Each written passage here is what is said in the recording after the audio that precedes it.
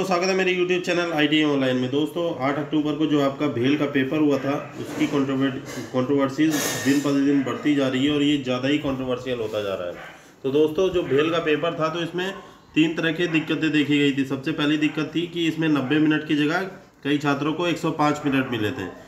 दूसरी दिक्कत थी दोस्तों कि ये इनके कंप्यूटर क्या हो रहे थे, रीलॉगिन हो रहे थे। एक बार जब 90 मिनट में आपका क्वेश्चन पेपर ख़त्म हो जाना चाहिए, उसके बाद फिर से छात्र लॉगिन कर पा रहे थे और दोबारा से वो क्वेश्चंस को कर पा रहे थे। तो ये दूसरे नंबर की आपकी इरेगुलरिटीज़ में आ गया। और तीसरे नंबर की इरेगुलरिटीज़ थी दोस्तों यहाँ पे, जो आप कई कंप्यूटर 90 मिनट जैसे आपका पेपर ख़त्म हो रहा है उसके बाद भी रन कर रहे थे। तो ये भी एक प्रॉब्लम आ रही थी कि 90 कोई 100 मिनट चल रहा है, कोई 99 मिनट, कोई 95 मिनट। तो छात्रों की ऐसी शिकायत थी कि इस तरीके से चीज़ें कई लोगों को फ़ायदा भी पहुंचा रही हैं। तो इस तरह की इरेगुलरिटीज़ एग्ज़ाम में ठीक चीज़ नहीं होती है कि किसी छात्र के भविष्य के साथ वो खिलवाड़ होता है। तो दोस्तों आज के इस वीडियो में आपको एक चीज़ बताऊंगा कि ये ऐसा पहली बार नहीं हुआ है। इससे पहले भी एक बार ये चीज़ हो चुकी है। तो दोस्तों सबसे पहले मैं आपको ले चलता हूँ पब्लिक नोटिस पे। ये पब्लिक नोटिस है भारत इलेक्ट्रिकल्स लिमिटेड, भेल ने ये पब्लिक नोटिस जारी किया हुआ है।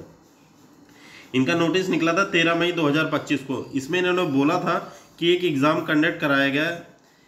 तो भेल ने एक एग्ज़ाम कंडक्ट कराया 11 अप्रैल 2025 को। ये एग्ज़ाम था दोस्तों सुपरवाइज़र ट्रेनी इन मैकेनिकल डिसिप्लिन में। तो इस एग्ज़ाम में क्या होता है दोस्तों, इसमें क्या रहता है कि एक सेंटर इसमें पाया जाता है जिसका नाम है Zion technology examination centre, Vizag city. इस सेंटर पे ये चीज़ देखा गया कि ये जो पेपर हुआ था उसमें सुपरवाइज़र ट्रेनी मैकेनिकल डिपार्टमेंट के स्पेशली जो उन्होंने पेपर दिया था, उस पेपर में कई तरह की असमानता पाई गई थी। सेम वही इरेगुलरिटी जो हमारे भेल के पेपर में पाई गई।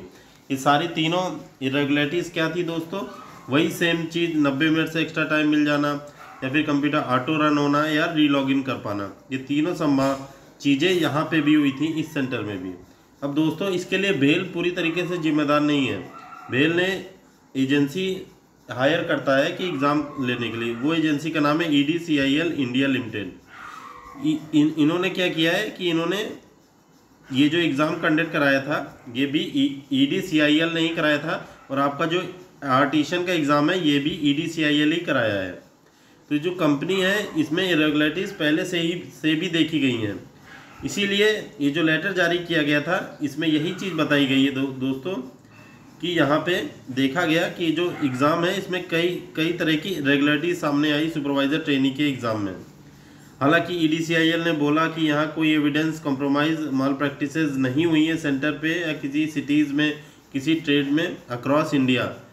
लेकिन फिर भी ये चीज़ें पकड़ में आई थी, जिसके बाद भेल ने क्या कदम उठाया दोस्तों। भेल ने क्या बोला दोस्तों, ध्यान से सुनिएगा। यहाँ पे भेल कहता है कि यहाँ पे री एग्ज़ाम होना चाहिए। ये देखिए दोस्तों इस लाइन में बोल रहा है, will treat any breach of examination integrity with the utmost seriousness. सारे कोई भी ऐसी चीज़ें होती हैं तो उसको सीरियसली देखता है, और इसीलिए consequently we have taken the decision to annul the examination, यानी कि इस एग्ज़ाम को रद्द किया जाए। Conducted for the supervisor training mechanical position दोस्तों।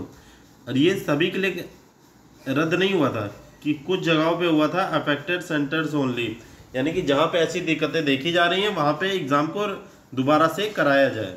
यहाँ पे देखिए ये चीज़ लिखी भी है, are exam for the candidates impacted by the decision will organize with enhanced monitoring protocols in stringent security measures to ensure complete transparency। की पारदर्शिता बरतने के लिए दोबारा से यहाँ पे एग्ज़ाम हो, जिससे उन छात्रों को all affected candidate will receive individual notification regarding the exam. उन छात्रों को नुकसान ना हो दोस्तों जिन्होंने एग्ज़ाम दिया, हालांकि जिनके साथ गलत हुआ है, तो इसी वजह से री एग्ज़ाम कराया जाए जिससे किसी के साथ गलत ना हो। तो यहाँ पे भेल ने तुरंत एग्ज़ाम को अपनी गलती मान के कैंसिल भी किया और दोबारा से एग्ज़ाम किया। इसीलिए और ये कॉपी आपको अगर आप चाहेंगे तो ये मिल जाएगी आपको। साइट पे जाएंगे भेल की career.bhel.in पे जाके आप यहाँ से ये इसकी कॉपी भी प्राप्त कर सकते हैं। तो दोस्तों इसीलिए मैं कह रहा हूँ यहाँ 90% चांसेस बन रहे हैं भेल जरूर इस पेपर को कैंसिल करेगा, और अगर नहीं भी करता है तो वो उस जगह पे कैंसिल करेगा जहाँ पे ये इरेगुलरिटीज़ पाई गई है। हालांकि इतनी इरेगुलरिटीज़ थी, इतने सिटीज़ में ये पेपर हुआ, ऑल ओवर इंडिया से शिकायतें मिली हैं दोस्तों। यहाँ तक कि साउथ के स्टूडेंट्स ने भी यहाँ पे बोला है कि उनकी जो लैंग्वेज डिफ़ॉल्ट थी, उनकी सेम लैंग्वेज, जैसे तमिल स्टूडेंट है तो तमिल की तमिल लैंग्वेज ना हो के वहाँ पे डिफ़ॉल्ट लैंग्वेज उनकी इंग्लिश हो जा रही थी, कभी उनकी डिफ़ॉल्ट लैंग्वेज के रूप में उनका तमिल ही नहीं आ रहा था, कल मलयालम आ जा रहा था, कन्नड़ आ जा रहा था। तो लैंग्वेज में एक दिक्कत थी कि जो चूज़ कर रहे थे उसमें टाइम लग रहा था, उससे उनकी एक्यूरेसी पे फ़र्क पड़ रहा था, उनके क्वेश्चंस करने के तरीके पे भी फ़र्क पड़ रहा था। इसलिए मैं चाहूँगा दोस्तों, अगर आपके साथ गलत हुआ है, ऐसी इरेगुलरिटीज़ हैं, तो ज़्यादा से ज़्यादा वीडियो को ये शेयर कर दीजिए। वीडियो इतना शेयर कर दीजिए कि ये वीडियो आपको भेल तक पहुंच जाए, ताकि वो इस चीज़ को सुधार करें दोस्तों। तो मेरा हमेशा से यही उद्देश्य रहता है किसी भी छात्र के साथ अन्याय ना हो।